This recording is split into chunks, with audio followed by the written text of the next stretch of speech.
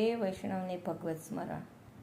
આજનો આપણો મનોરથ રમણ રેતીનો છે.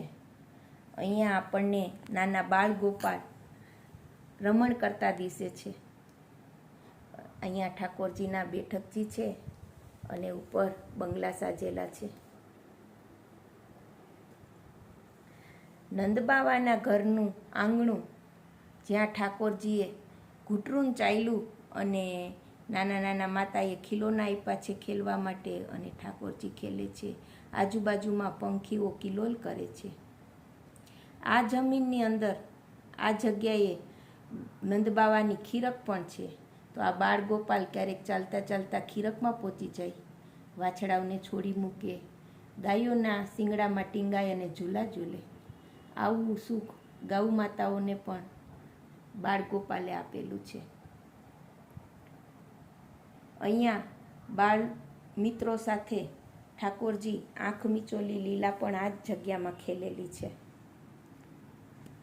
અહીંયા બાળ ગોપાલો સાથે ખેલતા આપને પ્રભુ પણ નજરે પડે છે. અને ક્યારેક ક્યારેક અને આ જ જગ્યાની અંદર પ્રભુ ગેડી દડાની રમત પણ અહીંયા જ રમતા હતા.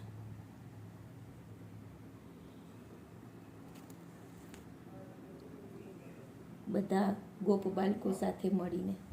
તો આવું આ ભૂમિનું આધિદૈવિક સ્વરૂપ છે. તો ચાલો આપણે પણ આ ભૂમિની અંદર લોટીએ અને આપણા તનને અને મનને પવિત્ર કરીએ. આ બાળલીલાની આ સ્થલી માટે આપણે એક કીર્તન કરીએ. શોભિત કર નવનીતલીએ, શોભિત કર નવનીતલીએ, કુટરુન ચલત રેણુ તન મંડિત, મુખદ દિલેપ કિએ,